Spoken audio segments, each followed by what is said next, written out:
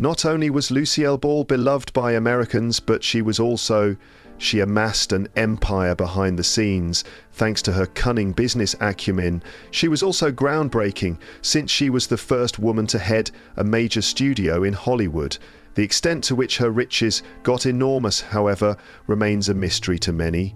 She left behind more than only a body of comedic work when she died. Her bequest made her heirs extraordinarily rich.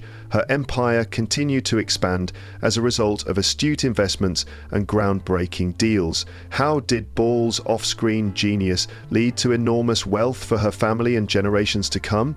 Let's take a closer look. Respected name, substantial wealth. Despite her passing in 1989, Lucille Ball's immense riches and fascinating financial legacy are still open to exploration. She accomplished the rarest of feats during an era when the entertainment industry was male-dominated, becoming one of the wealthiest and most powerful women in Hollywood during the height of her career. Her iconic performance as Lucy in I Love Lucy is what most people remember her for. However, her success stemmed from more than simply her acting chops. She was a daring businesswoman with a sharp mind. Her financial tale really takes off at that point. Lucille Ball and Desi Arnaz co-founded Desilu Productions, which was a major turning point in Lucille's financial path. It turned out to be more than just a side project. It became a major force in television. In addition to I Love Lucy, Desilu was involved in the production and greenlighting of Star Trek and The Untouchables, two additional huge hits. With such a high degree of autonomy and ownership, Ball wasn't merely taking a salary, she was investing in her own company, which went on to become a major player in the nation's independent television production industry. After her divorce with Desi, she became the first woman to head a major Hollywood studio, further consolidating her financial power and achieving even greater success. She did this by purchasing Desi's stake in the corporation. After adjusting for inflation, the $17 million 0 cents she received in 1967 from selling Desilu to Gulf and Western would be more than $150 million 0 cents today. She became an iconic figure in the entertainment world and amassed a vast personal wealth thanks to that arrangement. She kept a healthy income from acting and producing even after Desilu was sold. I Love Lucy has been in syndication for decades, so she also made royalties and license payments from its continued success. The show's enduring popularity ensured that it would continue to bring in money for her estate even after she passed away, thanks to her minority ownership. The estimated $40 million 0 cents in Ball's net worth at the time of her death is about equal to more than $100 million 0 cents in today's dollars. Syndication, licensing, and goods pertaining to her shows continued to generate cash for her estate. The power of her reputation, image, and body of work is such that they continue to generate revenue to this day. A portion of her enduring monetary influence comes from museums, souvenirs, streaming services, and even contemporary documentaries chronicling her life and achievement. She was a formidable businesswoman and, of course, a tremendous financial supporter of her children. She was also a much-loved TV celebrity. What was the profit for the students? Let's investigate. Endowment wealth. The majority of Lucille's fortune passed to her two children, Lucy Arnaz and Desi Arnaz Jr. They continued their parents' careers in show business to varying degrees, but they were financially secure because of their mother's bequests. She made sure her estate was well managed, and her children received not just the financial assets but also the rights to her legacy, which included production rights, royalties, and ownership in beloved classic television series. Lucy Arnaz has continued her career in show business, but she has done it in her own unique style. In addition to her roles as an actor and producer, she has been an outspoken supporter of her mother's legacy. Whenever there is a retrospective on classic Hollywood, especially if it features her parents, you can catch her appearing in interviews or documentaries. You know, she has that air of both glitz and reality. The type of individual who, although likely owning a tranquil farm, makes an effort to attend Broadway productions in New York. Lucy has never had to battle for her life in the brutal entertainment industry because Lucille has been so successful. She has the freedom to select the projects that truly resonate with her. The star power eventually shifted to Desianus Jr., who was born in 1953, only a few years after Lucy. A musician he was, and performer when he was younger, though these days he prefers to stay out of the spotlight. Especially in the past few years, he has been more subdued and unassuming than Lucy. So again, the safety net of his parents' money let him live life on his own terms, even if he had his fair share of public eye highs and lows. It's not only about money when it comes to that type of luxury. This comes from a line of wealth that can support a family for generations after the show has ended. Lucy and Desi Jr. have been extremely well off financially. Since Lucille's death, her estate and a substantial sum have continued to increase as a result of syndication, merchandise, and the everlasting impact of nostalgia. None of that money just disappeared. It resulted in genuine security for generations to come. Everything that individuals strive for, housing, education, opportunities, is already available to them. To a large extent, they were born into a successful brand. Additionally, the monetary value is secondary to the cultural and emotional capital they possess. They continue to have a certain degree of respect in the entertainment industry simply because they are Ball's offspring. Sure, there have been some sour patches. After the death of Lucille's second husband, Gary Morton, things became more complicated.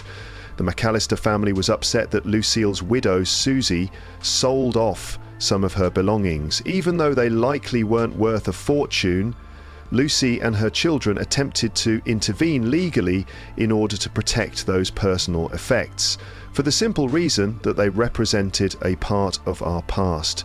This is a typical example of a classic situation. Emotions and legacies are still difficult to navigate, regardless of how much wealth one has. People tend to overlook the fact that famous people's successors are still families, just like any other, fighting for what's important to them. Even with those setbacks, things are looking good in terms of stability and comfort. What Lucille Ball left behind for her family was more than just a show or a collection of shows. It was a lifeline, quite large. When your mother is a genuine television icon, it's not easy to live up to her heritage. Lucy and Desi Jr. have accomplished just that. They've achieved this not because they're desperate or because they have to work hard every day, but because they're secure and proud of themselves. But money isn't everything. Something even more priceless, the power of Lucille's name, was also left behind. Through licensing deals, reruns and products, her estate is still making money today. Her loved ones have taken great care of everything, but notably Lucy, who has worked tirelessly to preserve and advance her mother's name and work. Thus, Lucille's bequest was more than simply monetary. It was also filled with sentimental and cultural significance that her descendants continue to uphold and expand upon. Her estate also includes tangible possessions and personal belongings. Her children inherited Lucille's mansions, artwork, jewels, and other treasures. She was well known for her generosity, which she displayed by lending a hand to friends and even contributing to charitable causes. To ensure that her loved ones were cared for, her will was both thorough and considerate, while simultaneously expressing her deepest values. Her fortune was derived from more than just acting. This resulted from her astute decision-making, fearless risk-taking, and revolutionary understanding of how to own and govern the information she contributed to. That is a major reason why she is still revered today, not merely for her comedic talents, but also for proving that women could hold positions of power, create groundbreaking ideas, and amass substantial fortune in the Hollywood industry. Lucille was a famous and beloved figure in her day as a stunning female comedian. On screen, she was more than simply a comic relief. Even though she lived during an era when Hollywood was mostly dominated by men, she was a trailblazer in the entertainment industry. Her impressive career spanned several years and is brimming with innovative achievements. But it was when Lucille Ball was at the height of her fame and her star power was at its height. Definitely revolves around I Love Lucy, her legendary show. What happened after that is still a fantastic narrative of skill, determination, and a great deal of humour that led up to that moment. Lucille Ball wasn't always a household name. Actually, she had a really rough start to her profession. In the 1930s, she started out as a model and later moved into film, starring in largely B movies. Due to her extensive appearances in low-budget films, she earned the nickname Queen of the Bees for quite some time. It seemed like she would never rise above her second-rate reputation because critics didn't take her seriously. But Lucille worked tirelessly, accumulating roles and improving with each one. She was resolute. The groundwork for her greatest achievement was laid in the 1940s, when she began to work more in radio. Her radio show, My Favourite Husband, which she hosted, was quite successful. CBS was interested in adapting it for television. If Desi Arnaz, Lucille's real-life husband, could also play her husband in the film, Lucille would agree. That's the story of how I Love Lucy came to be, and to be honest, it was the turning point in her life. In 1951, viewers couldn't get enough of I Love Lucy after its premiere. Comedy was simply one of Lucille Ball's many talents. Fearless was her word. For a TV actress of her period, her physical humour was groundbreaking. Lucille always gave her all, whether she was crushing grapes in Italy or cramming her cheeks with chocolates on a production line. For the sake of comedy, she was prepared to appear foolish, trip and fall multiple times before getting back up. Her likeness was completely new to the audience. Aside from being funny, she was also relatable and appealing. Lucy Ricardo was absolutely beloved by everyone. A cultural phenomenon, the show rose to stardom in no time. I Love Lucy surpassed all other television shows in USA viewership at the end of its second season.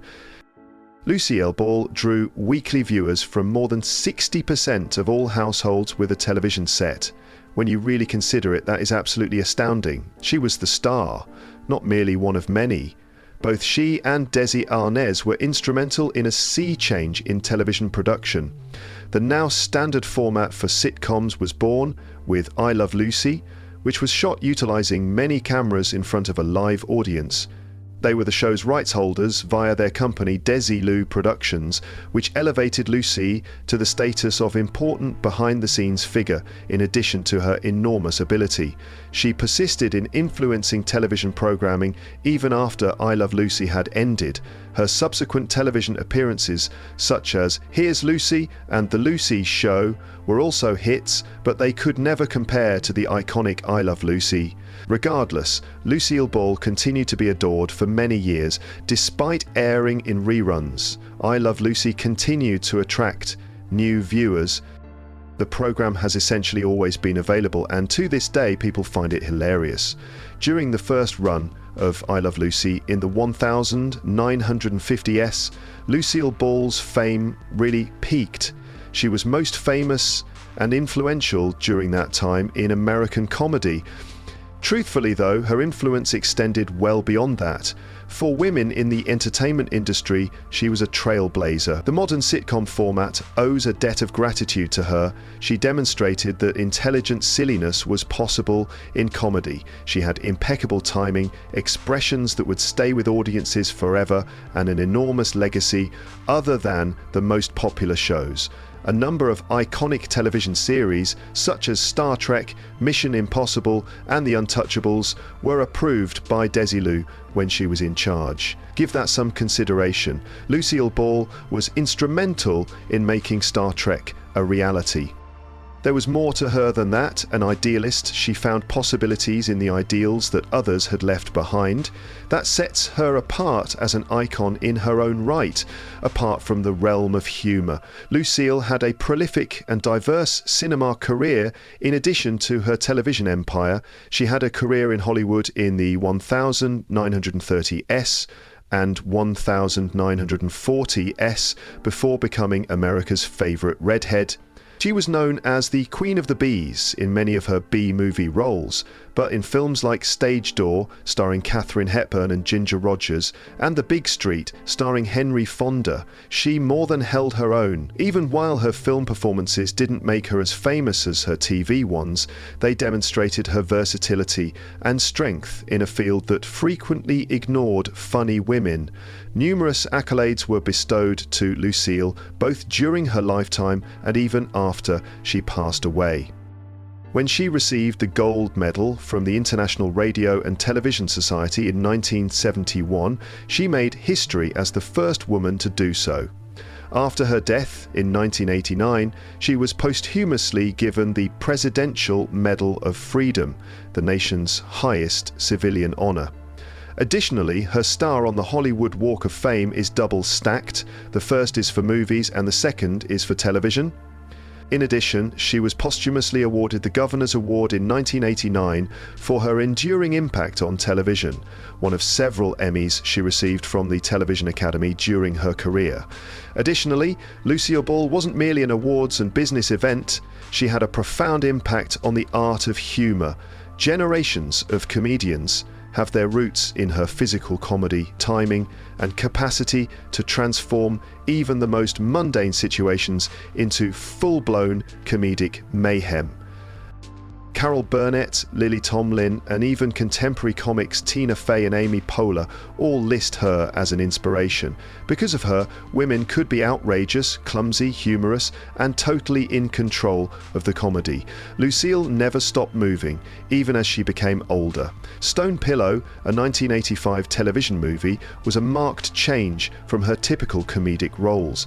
It starred her as a homeless lady. She demonstrated her ability to handle drama and comedy equally effectively in this project, which garnered her critical acclaim. She continued to be a powerhouse, even when she wasn't the centre of attention, on a weekly sitcom, by making appearances in specials and award programmes. There was a lot more to Ball than Lucy Ricardo. She had unique abilities, was a trailblazer and a powerhouse. She consistently delivered top-notch performance in all of her endeavours, whether she was managing a studio, creating successful television shows, entertaining viewers on TV, or making moves behind the scenes. There was more to her contributions than meets the eye. They revolutionised the field, while allowing countless others to enter. That's why, even after all this time has passed since her final performance, her legacy continues to radiate. Her rise to fame was far from easy, but she eventually became a television pioneer and a comic classic. Like other famous people, she had challenges on her path to stardom, obstacles and difficulties in the workplace. Actually, Lucille encountered a great deal of criticism, rejection, and even periods when it appeared her career was going to come to a grinding halt. A woman fighting for respect in a male-dominated field was behind those huge laughs and fiery red hair. It wasn't exactly a fairy tale beginning for Lucille in Hollywood. Known as Queen of the Bees for her BM movie performances in the 1930s and 1940s, she had a prolific acting career due to the fact that she was never able to secure that one major breakthrough role. The producers were intrigued by her, although they were unsure of how to utilize her. Studios needed a classic leading lady, and she was gorgeous, but that wasn't it. People first saw her comedic talent, which would go on to become her trademark, as a drawback, especially while performing in front of a crowd. Many of those in that era believed that women should not be overly animated, awkward, or amusing. Hollywood was slow to catch up after Lucille defied all of that. Lucille was the object of continual criticism despite her achievements. Some found her comedic style to be excessively physical or ridiculous. A woman in a position of power was too much for some people to bear. Even her private life, including the public breakdown of her marriage to Desi, was always in the spotlight. Although Lucille's career did experience some setbacks following the end of I Love Lucy, it did not completely vanish. Her subsequent programs, such as Here's Lucy and The Lucy Show, were attempts to recapture the show's charm, but they failed to have the same profound cultural effect. A new era in television had begun by the late 1970s and early 1980s. Some comedic styles had changed, and younger viewers began to find Lucille's comedy antiquated. She had a disastrous return in 1986 with the disastrous Life with Lucy. Reception was negative, leading to the show's cancellation after only a few episodes.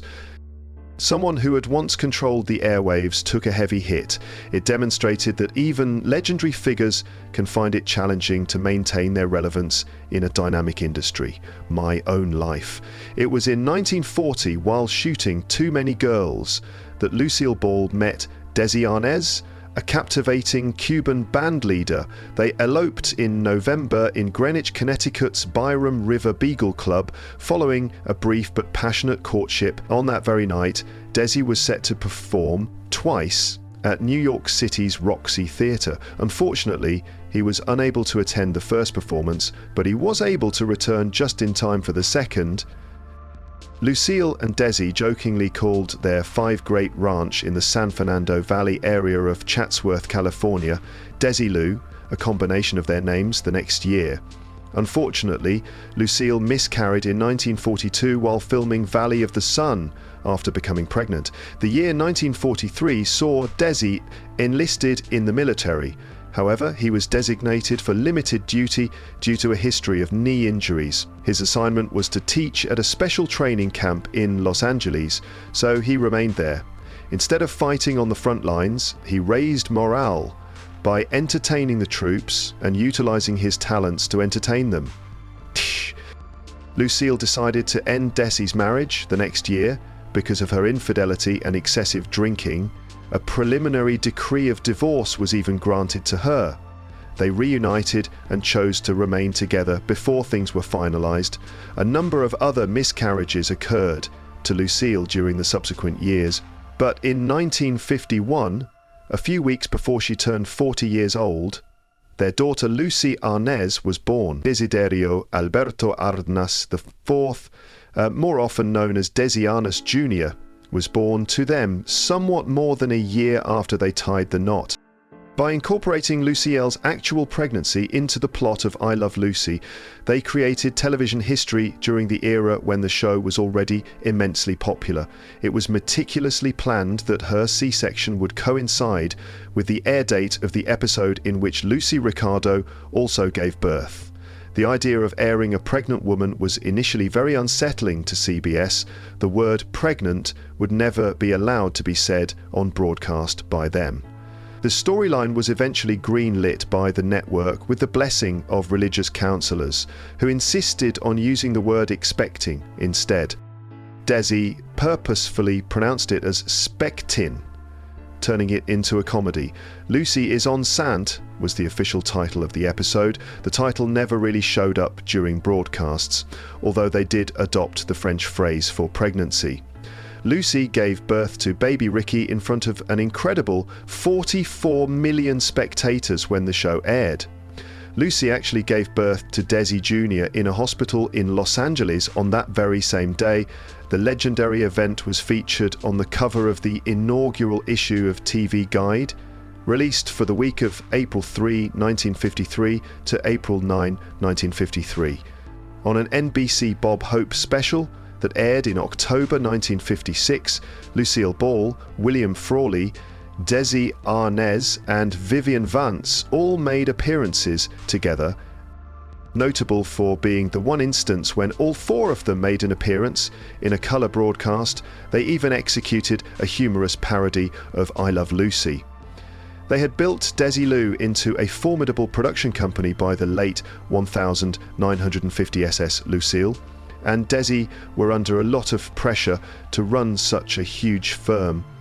Yet it was successful. So Lucille formally filed for a divorce in Santa Monica the day after Desi turned 43, and immediately following filming of the final edition of the Lucy Desi Comedy Hour. She said her married life was a living hell with Desi, dissimilar to the cheerful persona that the public saw on I Love Lucy. May 4th, 1960 was the last day of the divorce. Desi and Lucille were friends throughout his life, even after his split, and they frequently spoke fondly of each other. Intriguingly, her later television roles typically featured solitary women, frequently widows, which she attributed to her real-life divorce.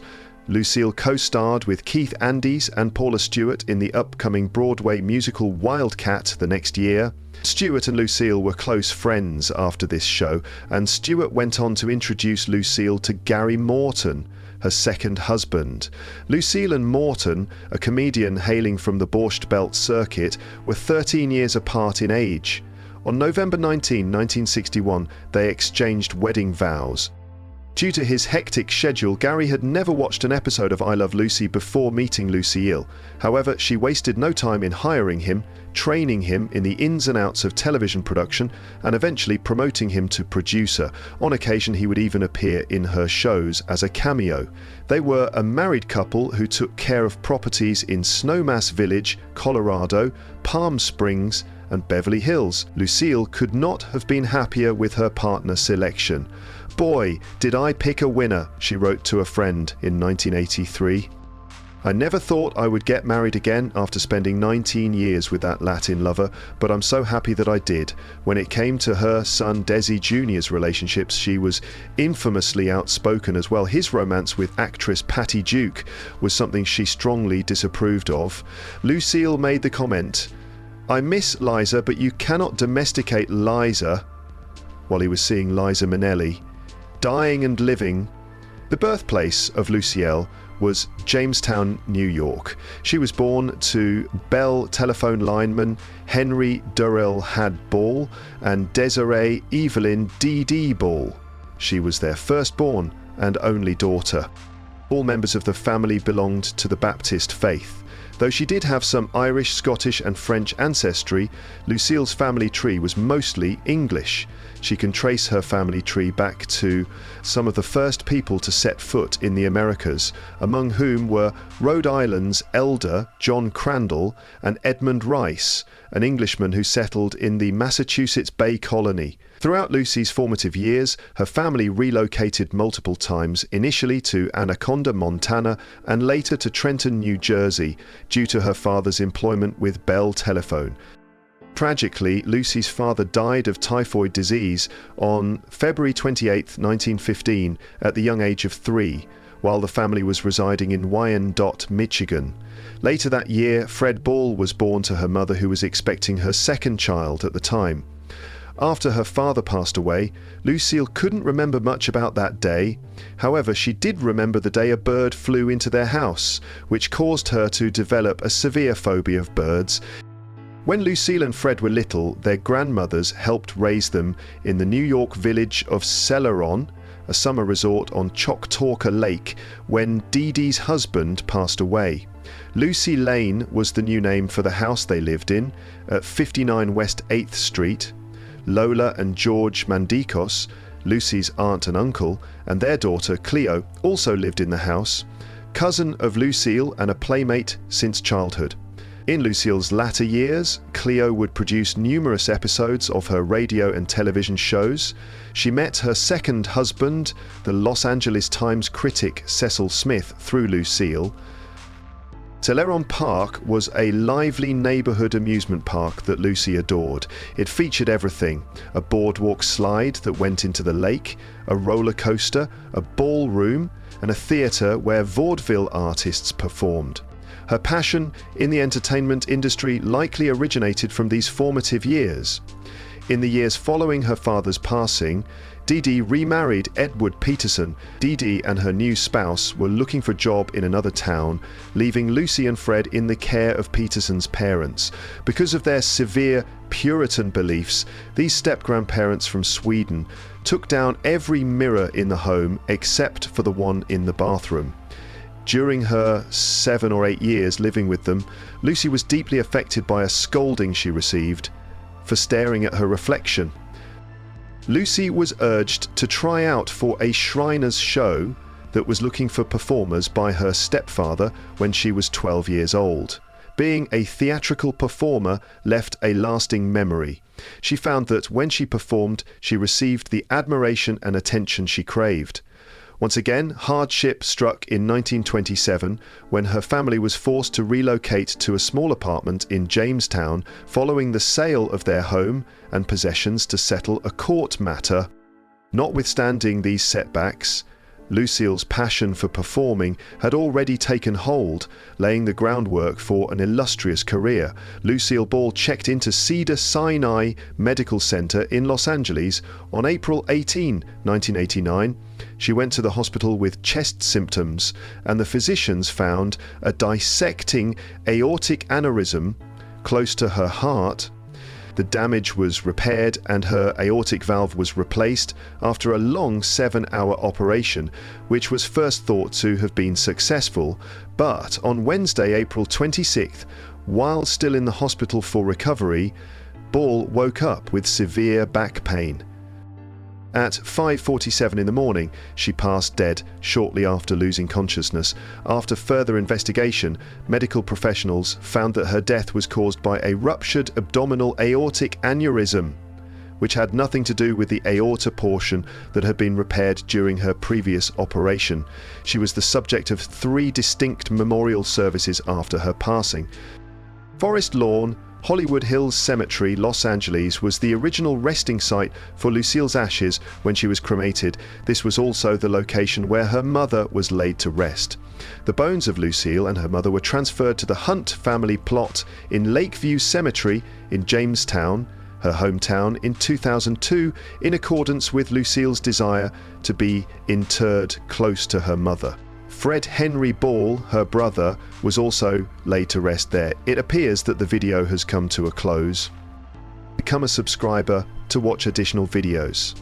I appreciate you tuning in.